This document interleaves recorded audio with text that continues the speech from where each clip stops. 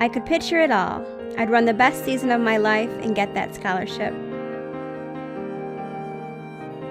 There'd be prom, and I'd be in my gown next to Phoenix, and he'd fasten a beautiful corsage on my wrist.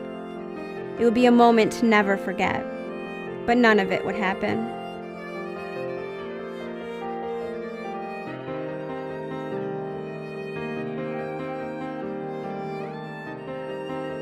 She could have waited to send that text, but she didn't. She quickly took away everything I had lived for.